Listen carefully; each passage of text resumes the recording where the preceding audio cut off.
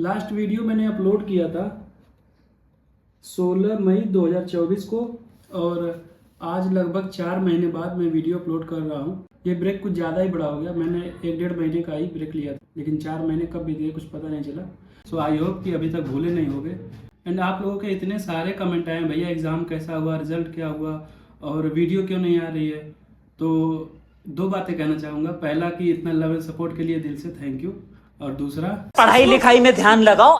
Jokes apart. सो आज की video typical study blog या फुल डे रूटीन नहीं रहने वाला है जैसा मेरा वीडियो रहता है। आज बहुत दिनों के बाद वीडियो आ रही है, तो ऑफकोर्स बहुत सारी बातें भी करने को है related to exam, result, marks, mistake, उसके बाद फिर इतना बड़ा ब्रेक, फिर रीस्टार्ट, स्ट्रेटजी और प्लान बी, अटेम्प्ट्स, मतलब जितनी भी बातें याद आएंगी सब बात करेंगे आज।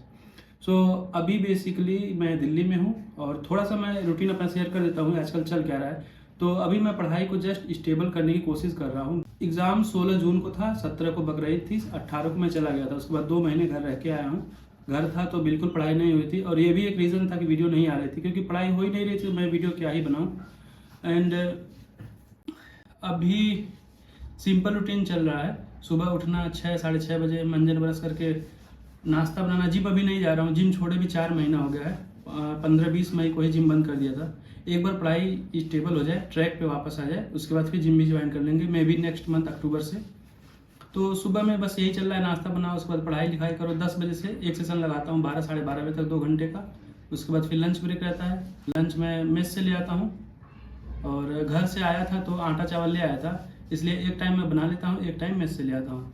तो आज हमारे मेस में सिंपल दाल चावल रोटी सब्जी बना था। तो लंच करने के बाद फिर एक सेशन और लगाता हूँ, 2 से 4 साढ़े 4, मैक्सिमम 2 सवा 2 घंटे का। और शाम में फिर ब्रेक, रात में फिर डिनर मैं खुद से बना लेता हूँ। और डिनर में यही रहता है, कभी सब्जी रोटी, कभी सब्जी चावल, एक में मिक्स करके बना लेता हूँ। तो आज बनाया था मटर पनीर और आलू का चावल मिक्स करके सब्जी यही बनाया था। और उसके बाद रात में भी थोड़ा सा पढ़ाई कर लेता हूँ, आधे 1 घंटे का। बस मुश्किल से पूरे दिन में 5 साढ़े 5 6 घंटे का पढ़ाई हो जाए, यही बहुत हो रहा है।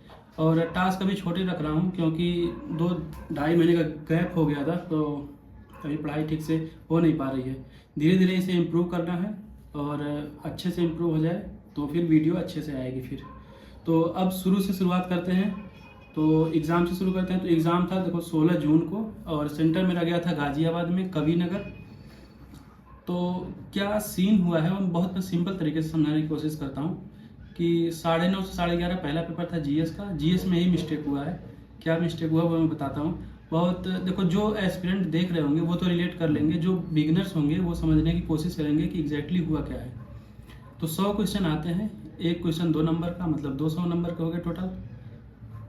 ऑन एन एवरेज 25, 28, 30, 32, मतलब इतने क्वेश्चन हर साल आते हैं जो मीडियम लेवल के होते हैं, जो मतलब इन्हीं स्टैंडर्ड बुक से, जो स्टैटिक पार्ट होता है इसमें से ही आते हैं। और वो सॉल्व कर सकता है कोई भी पर्सन जो एटलीस्ट 1-1.5 साल अच्छे से तैयारी किया हो। तो सेम मैंने भी किया, 100 क्वेश्चन में से आइडेंटिफाई किया, अराउंड 30 क्वेश्चन सॉल्व किया, सारे सही निकले। ठीक है, थोड़ा सा अपर लेवल पे चलते हैं, एडवांस लेवल के क्वेश्चन, वो भी स्टैटिक के ही हैं स्टैंडर्ड बुक से। बस उसमें थोड़ा सा फर्क ये होता है, करंट अफेयर से लिंकेज होती है, और ऑप्शन में एलिमिनेशन मेथड से वो सॉल्व हो जाते हैं। और ऑप्शन एलिमिनेशन जो है, ये मेथड से क्वेश्चन अब की बार आए थे 2023 में, हालांकि नहीं आए थे, कम आए थे। और ये पैटर्न पिछले 2022, 21, 20 में चलता आ रहा था। तो नो डाउट इस बार पेपर इजी था, एंड वहाँ पे मेरा हुआ है मिस्टेक। और ये बात मैंने पहले भी वीडियो में शेयर किया हुआ है कि मैं एक्यूरेसी पे वर्क करता हूँ। मतलब अगर मुझे ऑप्शन में पता है ये ऑप्शन 4 में से ये ऑप्शन सही है, तो वो मैं सिलेक्ट करता हूँ। अदरवाइज मैंने गेस किया कि ABCD ये सही होगा, तो वो डेफिनेटली मेरा गलत हो जाता है। और यही हुआ एग्जाम में भी। मैंने 10 से 12 क्वेश्चन अटेम्प्ट किए, सारे गलत निकले। और उससे एक लेवल अप चलते हैं, करंट अफेयर की बात करते हैं। तो करंट अफेयर का कोई सिलेबस होता नहीं है, कुछ भी सोर्स फॉलो करो वो सफिशिएंट 100% नहीं होता। और मैंने ये मिस्टेक करा है, करंट अफेयर के लिए मैंने मल्टीपल सोर्स पढ़े और बार बार स्विच करता रहा। 2023 में जनवरी से लेकर सितंबर अक्टूबर तक मैंने मंथली मैगजीन पढ़ा था। और उसके बाद फिर मैंने न्यूज़ एनालिसिस पे स्विच किया, जो कि मैं यूट्यूब से देखता था और उसका नोट्स बनाता था। जनवरी 2024 फरवरी तक वो किया। उसके बाद फिर मैंने PT 365 पढ़ना शुरू किया, और ये 3 सोर्स हो गए। कभी कभी बीच में मैं न्यूज़पेपर भी पढ़ता था। तो ये मेरा मिस्टेक था कि मैं बदलता गया, और यहाँ से भी मेरा दिक्कत ये हुआ है कि एग्ज़ाम में 10 से 12 question current affair, typical current affair के थे, वो सारे क्वेश्चन गलत हुए, क्योंकि वो मतलब बाउंस हो गए सारे क्वेश्चन। एक भी क्वेश्चन पकड़ में नहीं आया कि कहाँ से आया क्वेश्चन। और उसका रीज़न सिंपल है कि अलग अलग सोर्स से पढ़ना और एक पे स्टिक ना रहना। और मे भी मेरा सोर्स सही हो और रिवीजन ना किया हो, ये भी हो सकता है, क्योंकि मैं रिवीजन किया ही नहीं था, ये भी है।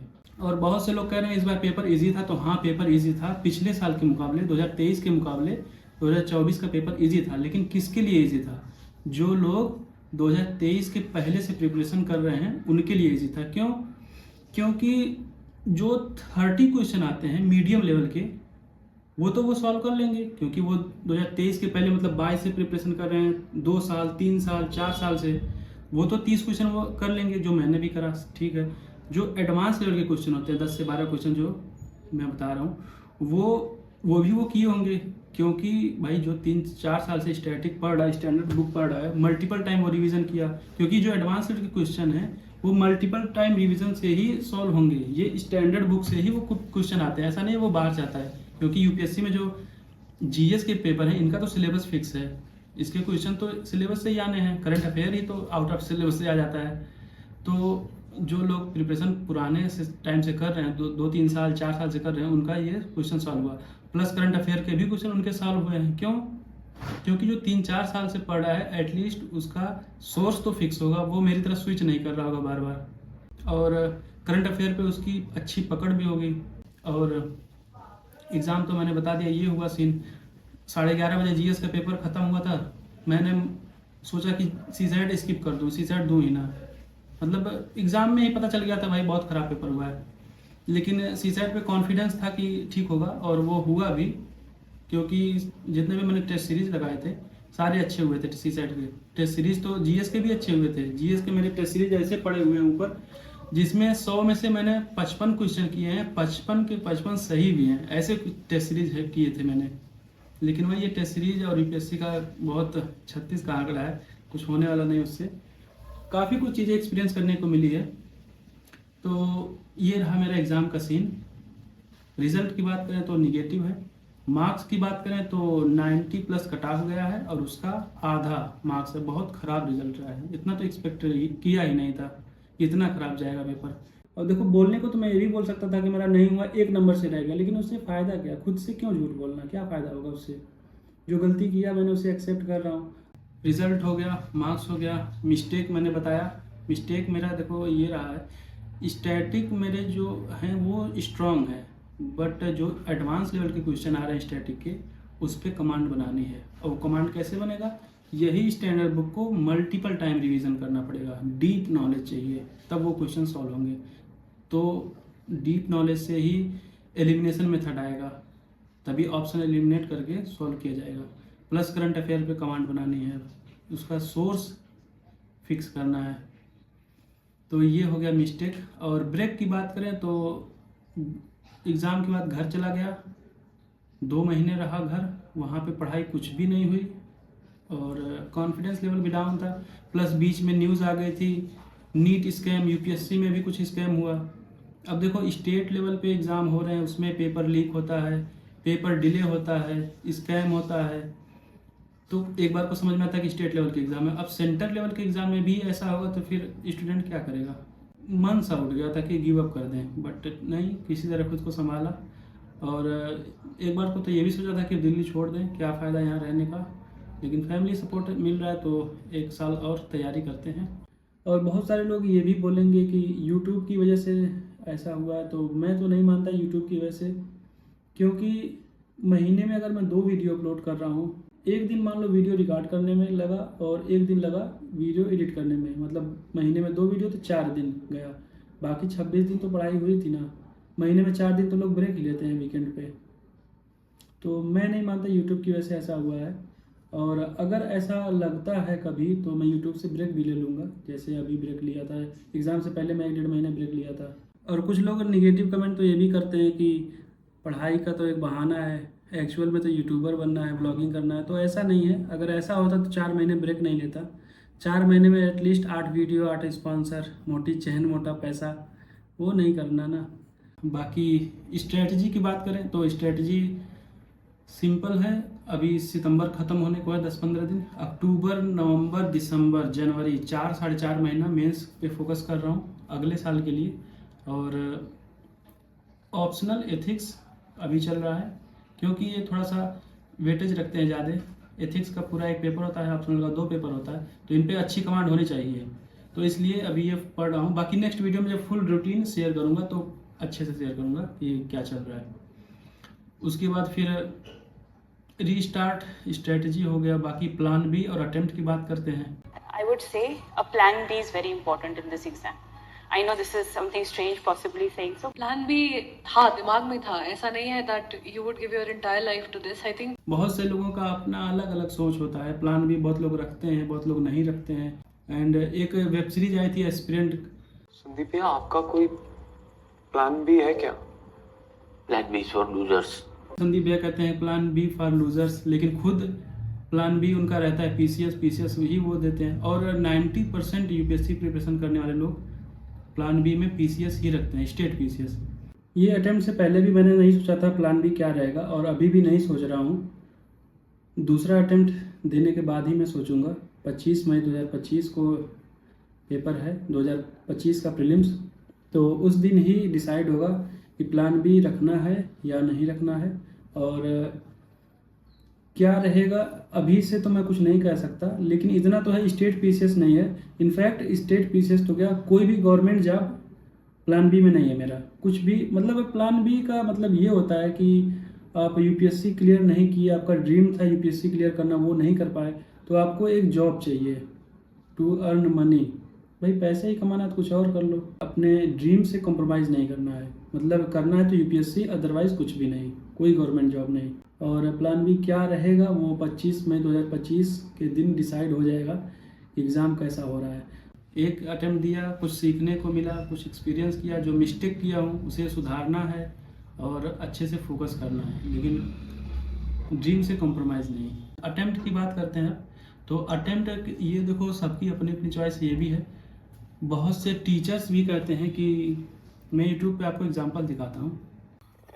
I don't think students should waste 3 years, 4 years, 5 years of their life to prepare for civil service exam.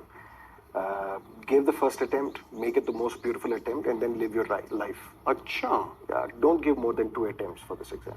अब आप बहुत दे सकते हो तो 2 अटेम्प्ट दे सकते हो तैयारी के साथ। 2 तो अपना सारा अटेम्प्ट, लेकिन अगर आप बहुत दे सकते हो तो 2। आप किसी भी कैटेगरी से आते हैं, आप 2 अटेम्प्ट से ज्यादा कभी मत मानिए। ये पॉइंट बहुत अच्छा है कि आइडियली आपको अपने माइंड में ये रखना है कि एक ही अटेम्प्ट है मेरे पास में, मैक्सिमम अगर आपकी फैमिली अफोर्ड कर सकती है तो 2 अटेम्प्ट है।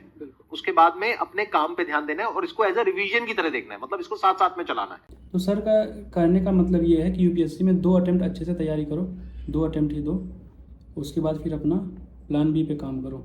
और ये बातें बहुत से लोगों ने कहा है कि यूपीएससी में अच्छे से अटेम्प्ट दो, 2-3 अटेम्प्ट दो पूरा फुल पोटेंशियल के साथ।